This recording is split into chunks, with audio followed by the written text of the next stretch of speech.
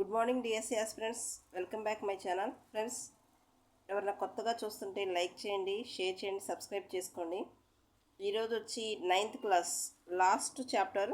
Already 3 topics చేసేసాను చూడండి. ఇవన్నీ ప్లేలిస్ట్లో కూడా పెట్టాను. 2 లెసన్స్ ప్లేలిస్ట్లో పెట్టాను. నెక్స్ట్ ఇది కూడా ప్లేలిస్ట్లో పెడతాను. Last topic. కొంతమంది ఇంటర్ చేయండి మేడం, తొందరగా చేయండి మేడం అంటున్నారు. ఏదన్నా ఒకటి స్టార్ట్ చేసి ఉంటే అది కంప్లీట్ అయిపోవాలి కదా. 6th, 7th, 8th కంప్లీట్ అయిపోయింది. ఇప్పుడు 9th ఎకనామిక్స్ కంప్లీట్ అయిపోద్ది. ఈ లెసన్తో కంప్లీట్ అయిపోద్ది. ఇది అయిన తర్వాత 10th కూడా నేను చాలా లెసన్స్ చేశాను. ప్లేలిస్ట్లో చూసుకోండి, ఒకసారి చూడండి. ఎందుకంటే టెక్స్ట్ బుక్ నుంచి లైన్ టు లైన్ బిట్స్ చేస్తున్నా. మల్టిపుల్ చాయిస్ ఇవ్వకుండా డైరెక్ట్ బిట్ ఇస్తున్నాను. ఎందుకంటే మనకున్న టైం తక్కువ కాబట్టి. మీరెంత టెన్షన్ పడుతున్నారో నేను అంతే టెన్షన్ పడుతున్నాను. ఎందుకంటే ఉన్న టైం తక్కువ. మనం చాలామంది యూట్యూబర్స్ అడుగుతున్నారు గవర్నమెంట్ని, మనకు కూడా కాస్త టైం ఇస్తే. ఎందుకంటే మన ముందు ముఖ్యంగా మన సోషల్కి ప్రిపేర్ అయ్యే వాళ్ళందరూ ఆ బుక్స్ ఒక్కసారి చదవడానికి ఎంత టైం పడుతుందో ఒకసారి గవర్నమెంట్ కూడా అర్థం చేసుకోవాలి. ఎందుకంటే టైం తక్కువ, చదవాల్సిన సిలబస్ ఎక్కువగా ఉంది. ఏం చేయాలో తెలియని పరిస్థితి. ఒక్కసారి అయితే ఆలోచించి మనకి మంచి నిర్ణయం రావాలని కోరుకుంటున్నాను. సో ఇప్పుడు టాపిక్లోకి వచ్చేస్తాను చూడండి. భారతదేశంలో ఆహార భద్రత చాలా ఇంపార్టెంటు. ఎందుకంటే కొత్త టెక్స్ట్ బుక్ 9th కదా, 9th 10th ఇవి మారుతూ ఉంటాయి, లెక్కలు మారుతూ ఉంటాయి కాబట్టి చూస్తూ ఉండండి. బిట్స్ వచ్చి నేను నా నోట్స్లోంచి బిట్స్ రెడీ చేశాను మీకోసం. అయితే చూడండి, ప్రాక్టీస్ బిట్స్ అని చెప్పాను కదా. ఆహార భద్రత అంటే ఏంటి? ప్రాథమిక ఆహార పదార్థాలు అన్ని సమయాల్లో తగినంత లభ్యత అని ఎప్పుడు అర్థం చేసుకునేవాళ్ళు అంటే 1970 దశకంలో. అంటే ఏంటి? మనకి కావాల్సిన ఆహారం, ప్రాథమిక ఆహార పదార్థాలన్నీ దొరికినాయి అనుకోండి, లభ్యత జరిగితే అది ఆహార భద్రత ఉంది అని అనుకునేవాళ్ళు. ఏ సంవత్సరంలో అంటే 1970 దశకంలో. కరెక్ట్ ఇయర్ కదా ఆ దశకంలో. ఓకే. ఆహార భద్రతకు కొత్త కోణాన్ని జోడించినవారు అమర్త్య సేన్. ఎకనామిక్స్లో ఈయనకి నోబెల్ ప్రైజ్ వచ్చింది కదా. ఓకే. నెక్స్ట్ చూడండి. హక్కులుగా పిలిచినటువంటి వాటి ద్వారా ఆహారాన్ని పొందే సౌలభ్యతను పునరుద్ఘాటించారు ఎవరంటే ఆయనే, అమర్త్య సేన్. టెక్స్ట్ బుక్లో ఉన్న బిట్స్ ఏది వదలకుండా చేశాను. జాగ్రత్తగా ఒక్కసారి ఇంపార్టెంట్ పాయింట్స్ నోట్ చేసుకోండి. మీకు రాయడానికి నేను ఎంత టైం తీసుకున్నానో ఒకసారి అర్థం చేసుకోండి. రాయటంలో ఏంటంటే చదవటంలో కంటే రాస్తే ఒకసారి మన మైండ్లోకి అలా గుర్తుండిపోద్ది. సో అన్నీ రాయక్కర్లా, తెలియని బిట్ని ఒకసారి నోట్ చేసుకోండి. అంతా రాయక్కర్లా. మనకి కీ పాయింట్స్ ఉంటాయి కదా. ఆ హక్కులుగా పునరుద్ఘాటించింది ఎవరు? ఎకనామిక్స్లో వచ్చేది ఎవరంటే ఎకనామిక్స్లో వచ్చేది ఈయనే వస్తారు, అమర్త్య సేన్ వస్తారు. సో అలా గుర్తుపెట్టుకోండి. భారతదేశంలో సంభవించిన అత్యంత విధ్వంసకరమైన కరువు ఎప్పుడు వచ్చిందంటే మనకి స్వతంత్రానికి ముందు వచ్చింది. 1943లో వచ్చిన బెంగాల్ కరువు, వెస్ట్ బెంగాల్లో వచ్చింది. 1943లో వచ్చిన బెంగాల్ కరువులో బెంగాల్ ప్రావిన్స్లో ఎన్ని లక్షల మంది చనిపోయారు? చనిపోయారంటే సుమారు 30 లక్షల మంది. చాలా స్పీడ్గా రాశాను, ఎందుకంటే టైం తక్కువ కాబట్టి. ముందు అంత క్రితం బాగానే రాశాను, ఇప్పుడు కొంచెం స్పీడ్ పెంచాను. సో రైటింగ్ మీకు అర్థం కాకపోతే కొంచెం అర్థం చేసుకోండి. ఓకే. చిట్టగాంగ్ జిల్లా అనేది ఏ రాష్ట్రంలోది? బెంగాల్ అంటే వెస్ట్ బెంగాల్ అనమాట. NHFS, national health and family survey. NHFS 1998-99 ప్రకారం మహిళలు, పిల్లల సంఖ్య. ఇయర్ గుర్తుపెట్టుకోండి, ఇయర్స్తో చంపేస్తున్నారు. ఇయర్స్ చాలా ఇంపార్టెంట్ కాబట్టి. ఇయర్స్, పిల్లల సంఖ్య అంటే 11 కోట్లు. వచ్చి చూడండి, ఇక్కడ ఒక టేబుల్ ఇచ్చాడు మీకు. టేబుల్ అంటే విడిగా చూపించడం కంటే ఇలా క్లియర్గా ఉండదు చూడండి. ఆకలి రకం అంటే కాలానుగుణంగా ఎంత పెరిగింది ఏంటనేది. ఇప్పుడు గ్రామీణ ప్రాంతంలో ఎంత ఉంది, పట్టణ ప్రాంతంలో. Years important. 1983లో కాలానుగుణం 16.2. దీర్ఘకాలికంగా అసలు మొత్తం ఎంత? ఈ రెండు టోటల్ చేస్తే వచ్చేదే కదా. ఓకే. నెక్స్ట్ 93, 94లో ఆకలి రకం అనమాట. ఇక్కడ పట్టణ ప్రాంతంలో చూడండి 5.6, మొత్తం వచ్చి 6.4. ఇలా ఇచ్చాను అనమాట. ఒకసారి జాగ్రత్తగా నోట్ చేసుకోండి. గోధుమ విప్లవం పేరుతో ప్రత్యేక స్టాంపును విడుదల చేసింది ఎప్పుడు? ఇది చూడండి, ఇంపార్టెంట్ బిట్టు. గోధుమ విప్లవం హరిత విప్లవం కాదు, గోధుమ విప్లవం అనే పేరుతో ప్రత్యేక స్టాంప్ని విడుదల చేసింది ఎప్పుడంటే 1968 జులై. నెక్స్ట్ 1968 నాటి గోధుమ విప్లవం యొక్క అద్భుతమైన పురోగతిని ధృవీకరించిన వారు ఎవరంటే ప్రధాని ఇందిరాగాంధీ. గోధుమ విప్లవం అంటే ఏం లేదు, హరిత విప్లవమే. ఫస్ట్ గోధుమ పంట మీద ప్రయోగం చేశారు కాబట్టి ఫస్ట్ గోధుమ విప్లవం అన్నారు. ఓకే, హరిత విప్లవం ద్వారా ముందుగా విజయం పొందిన పంట ఇప్పుడు చెప్పుకున్నాం కదా గోధుమ పంట తర్వాత వరి పంట మీద విజయం సాధించారు. నెక్స్ట్ 2015-16 సంవత్సరంలో అత్యధిక వృద్ధిని సాధించిన రాష్ట్రాలు ఉత్తరప్రదేశ్, మధ్యప్రదేశ్, యూపీ, ఎంపీ అన్నమాట.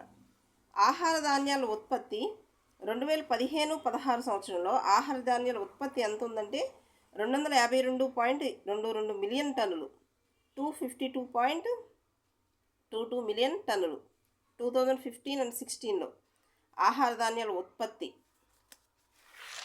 ఇయర్స్తో మనకైతే చాలా టెన్షన్ వస్తుంది, నాకైతే గుర్తుపెట్టుకోవడం కష్టంగా ఉంది. ఆహార ధాన్యాల ఉత్పత్తి 2016-17లో ఎంత అంటే 275.68 మిలియన్ టన్నులు.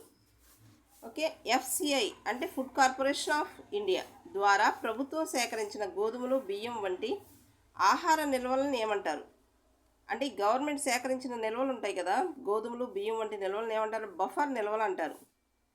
ఎఫ్సిఐ అంటే ఫుడ్ కార్పొరేషన్ ఆఫ్ ఇండియా. రైతులు వారి పంటలకు ముందుగా ప్రకటించిన ధరను రైతులకు చెల్లిస్తారు. ఈ ధరను ఏమంటారంటే కనీస మద్దతు ధర. కనీస మద్దతు ధర అంటే ఎంఎస్పి, మినిమం సపోర్ట్ ప్రైస్. రైతులు ధర్నా చేస్తూ ఉంటారు కదా, మాకు కనీస మద్దతు ధర ప్రకటించాలని, పత్తి పంటకు కానీ దేనికైనా సరే. కొరత ప్రాంతాల్లో సమాజంలోని పేద వర్గాలకు మార్కెట్ ధర కంటే తక్కువ ధరకు పంపిణీ చేయడానికి బఫర్ స్టాక్ను ఏర్పరుస్తారు. దీన్ని ఏమంటారు? జారీ ధర.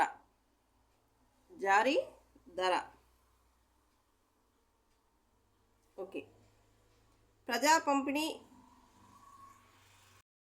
ఓకే, ఇక్కడ చూడండి, ఇక్కడ ఇచ్చాడు చూసారా, జారీ ధర అంటే కొరత ప్రాంతాల్లోనూ సమాజంలోనూ పేద వర్గాలకు మార్కెట్ ధర కంటే తక్కువ ధరకి పంపిణీ చేయడానికి దీన్ని ఏమంటారంటే జారీ ధర.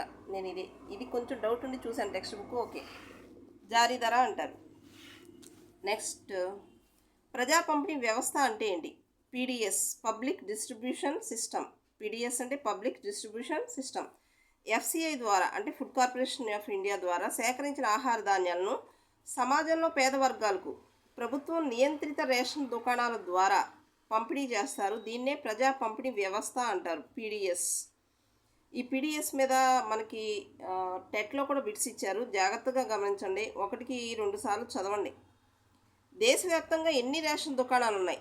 ఇన్ టెక్స్ట్ బుక్ ప్రకారం 5.5 లక్షల రేషన్ దుకాణాలు.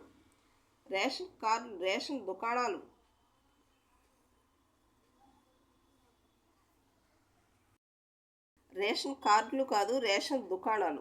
స్పీడ్లో అలా రాశాను, రేషన్ దుకాణాలు ఉన్నాయి. ఓకే, రేషన్ దుకాణాలకు మరొక పేరు ఏంటంటే చౌకధరల దుకాణాలు. ఓకే, నెక్స్ట్ రేషన్ కార్డులు ఎన్ని రకాలు ఉంటాయంటే 3 రకాలు ఉంటాయి.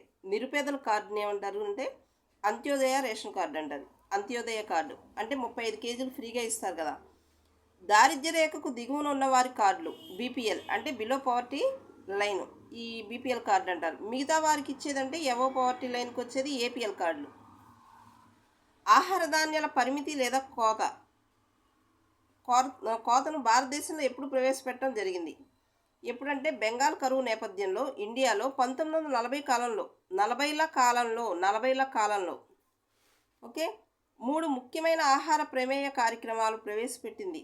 1970లో ఎన్ఎస్ఎస్ఓ నివేదిక ప్రకారం 3 ముఖ్యమైన ఆహార ప్రమేయ కార్యక్రమాలు ఎప్పుడంటే 1970 ఇయర్స్ గుర్తుపెట్టుకోండి. ఎన్ఎస్ఎస్ఓ అంటే నేషనల్ శాంపుల్ సర్వే ఆఫీస్. 3 ముఖ్యమైన ఆహార ప్రమేయ కార్యక్రమాలు ఏంటి? పీడిఎస్ అంటే ఇప్పుడు చెప్పుకున్నాం కదా, పబ్లిక్ డిస్ట్రిబ్యూషన్ సిస్టమ్. ఆహార ధాన్యాల కోసం ప్రజా పంపిణీ వ్యవస్థ. ICDS integrated child development services. Year చూడండి 1975. సమీకృత శిశు అభివృద్ధి సేవలు. ఎఫ్ఎఫ్డబ్ల్యూ అంటే ఫుడ్ ఫర్ వర్క్, పనికి ఆహార పథకం ప్రజెంట్ జరుగుతుంది కదా, 1977-78. పిఏపిఎస్ అంటే పవర్టీ యాలివేషన్ ప్రోగ్రామ్స్, పేదరిక నిర్మూలన కార్యక్రమం.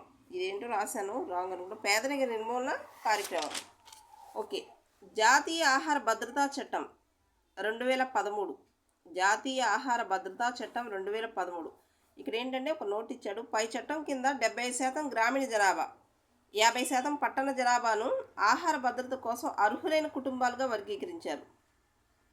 గ్రామీణ జనాభాలో 75%, పట్టణ జనాభాలో 50%. ప్రజా పంపిణీ వ్యవస్థను 1700 బ్లాకుల్లో ప్రవేశపెట్టిన సంవత్సరం 1992. 1700 బ్లాకుల్లో ప్రవేశపెట్టింది 1992. అన్ని ఇయర్సే. ఇక్కడ కానీ మనకు బిట్ వచ్చిందంటే ఇంతే, కన్ఫ్యూజ్ అవుతాం. సో అన్ని ప్రాంతాల్లోని పేదలే లక్ష్యం అనే సూత్రాన్ని పాటించడానికి 1997 జూన్ నుండి నూతనంగా టీపీడిఎస్ అనే ఒక వ్యవస్థను ప్రవేశపెట్టారు. అసలు ఈ టీపీడిఎస్ అంటే ఏంటంటే లక్ష్యాత్మక ప్రజా పంపిణీ వ్యవస్థ, టార్గెటెడ్ పబ్లిక్ డిస్ట్రిబ్యూషన్ సిస్టమ్. కొంచెం స్పీడ్గా రాశాను, అడ్జస్ట్ అవ్వండి.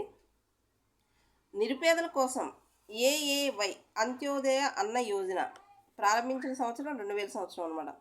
నిరుపేద సీనియర్ సిటిజన్స్ కోసం ఏపీఎస్ అన్నపూర్ణ పథకం ఏ సంవత్సరం అంటే 2000 సంవత్సరం. ఓకే. అంత్యోదయ అన్న యోజన పథకం ప్రారంభించిన సంవత్సరం 2000 డిసెంబర్. డేట్ తెలిస్తే నాకు కమెంట్ చేసి చెప్పండి. ఫస్ట్ లైక్ చేయండి. లైక్ చేస్తే కాస్త నాకు ఎంకరేజ్గా ఉంటుంది. ఇంకొంతమంది ఎక్కువ లైక్ చేస్తే నాకు వచ్చేది ఏమి ఉండదు, ఇంకొంతమంది చూస్తారన్న ఉద్దేశం అంతే. ఓకేనా. ఏఏవై పథకంలో ఆహార ధాన్యాల్లో గోధుమలు కిలో ఎంత? అంత్యోదయ అన్నపూర్ణ పథకంలో కాదు, అంత్యోదయ పథకంలోనే గోధుమలు కిలో ఎంత అంటే ₹2 టెక్స్ట్ బుక్లో ఉన్నది. ఇప్పుడు కూడా ప్రజెంట్ అంతే. నెక్స్ట్ కిలో బియ్యం ధర ఎంత అంటే ₹3. ఏఏవై పథకంలో ఆహార ధాన్యాల పరిమాణం పెంచింది ఏ సంవత్సరంలో? అంటే ఎక్కువ ఇచ్చాడనమాట. 25 కేజీల నుంచి 35 కేజీలు పెంచారు. ఎప్పుడంటే 2002 ఏప్రిల్. ఒక వస్తువు యొక్క మార్కెట్ ధరకు అదనంగా ఉత్పత్తిదారునికి ప్రభుత్వం చేసే చెల్లింపుని ఏమంటారు? సబ్సిడీ. దాన్నే మనం తెలుగులో ఏమంటారంటే రాయితీ అంటారు. మార్కెట్ ధరకు అదనంగా ఉత్పత్తిదారుడికి ప్రభుత్వం ఇస్తుంది, ఆ చెల్లింపుని ఏమంటారంటే రాయితీ అంటారు. వినియోగదారుల ధరలను తక్కువ ఉంచడంతో పాటు అదే సమయంలో దేశీయ ఉత్పత్తిదారులు ఎక్కువ ఆదాయాన్ని పొందేలా చూసేవి సబ్సిడీ. ఇవే రాయితీలు అనేవి ఎక్కువ ఆదాయాన్ని తీసుకొస్తాయన్నమాట. ప్రభుత్వం వద్ద ఇటీవల ఏ సంవత్సరంలో ఆహార ధాన్యాల నిల్వ గరిష్టంగా ఉంది? ఏ సంవత్సరంలో అంటే 2023-24. టెక్స్ట్ బుక్లో ఒక క్వశ్చన్స్ బిట్సే ఇచ్చారు. మన ఆన్సర్ నేను గూగుల్లో సెర్చ్ చేసి చూశాను. ఎంత అంటే 17.56 కోట్ల టన్నుల ఆహార ధాన్యాల నిల్వ ఉంది. మీరు కూడా ఒకసారి చెక్ చేయండి. 2014లో ఎఫ్సిఐ వద్ద ఉన్న గోధుమలు బియ్యం నిల్వలు ఎంత? 65.3 మిలియన్ టన్నులు. ఎన్ఎస్ఎస్ఓ రిపోర్ట్ 558 ప్రకారం గ్రామీణ భారతదేశంలో ఒక వ్యక్తి అంటే బియ్యం నెలకి ఎంత వినియోగం చేసేది ఎంత అంటే 2004-05 సంవత్సరం ఇయర్ చూడండి, 2004 and 5 ఎంత అంటే 6.38 కేజీలు, సుమారు 6 కేజీల పైన అనమాట. నెక్స్ట్ అదే 2011-12 సంవత్సరంలో గ్రామీణ ప్రాంతంలోనే వినియోగం ఎంత అంటే నెలకి 5.98, అంటే తింటం తగ్గించేశారనమాట. ఓకే. 5.98 సుమారు 6 కేజీలు అనుకోండి. పట్టణ ప్రాంతంలో 2004-2005 సంవత్సరానికి 4.7 కేజీలు. ఎందుకంటే బయట దొరికే ఇవి ఆహార పదార్థాలు ఎక్కువ తింటారు పట్టణాల్లో ఉండేవాళ్ళు. సో ఇక్కడ 4.7 అనమాట. అదే 2011-12 సంవత్సరంలో 4.49 కేజీలకి తగ్గింది. 7 నెలల 4.49 తగ్గింది. చౌక ధరల దుకాణాల్లో దాదాపు 94% దుకాణాలను సహకార సంఘాలు నిర్వహించేది ఏ రాష్ట్రంలో? తమిళనాడు రాష్ట్రంలో. పాలు కూరగాయలు అందించడంలో ఢిల్లీలో పురోగతి సాధించింది దేనివల్ల అంటే మదర్ డైరీ. పాలకు సంబంధించిన పదార్థాలు కూరగాయలు అందించడంలో మదర్ డైరీ అనమాట. ఢిల్లీ ఇక్కడ అంటే ఢిల్లీలో. ఇంకా నెక్స్ట్ పాల ఉత్పత్తుల్లో అమూల్ అనేది తెలిసిందే కదా. ఏ రాష్ట్రం అంటే గుజరాత్, శ్వేత విప్లవం ద్వారా. వివిధ ప్రాంతాల్లో ధాన్యం బ్యాంకులను ఏర్పాటు చేయడానికి వివిధ ఎన్జిఓలకు అవకాశం కల్పించింది ఎక్కడ అంటే మహారాష్ట్రలో. ఏడిఎస్ అంటే academy of development science. Friends, మీకు నచ్చితే లైక్ చేయండి, లైక్ చేసి చదవడానికి ప్రయత్నించండి. టెక్స్ట్ బుక్ చదివేసిన ఒక్కొక్కసారి రివిజన్ చేసినట్టు ఉంటుంది, అంతే కదా. సో టైం వేస్ట్ చేసుకోకండి. టైం వేస్ట్ చేసుకోకుండా అవి ఇవి చూసి టెన్షన్ పడమాకండి. మీకు ఎంత టెన్షన్ ఉందో నాకు ఉంది, కానీ చదవడానికి ట్రై చేయండి. ఓకే, అప్లికేషన్ పెట్టుకోతే తొందరగా అప్లికేషన్ పెట్టుకోండి. మీరు బాగా ప్రిపేర్ అవుతున్నారని ఆశిస్తున్నాను. Okay, thank you for watching my videos. Thank you.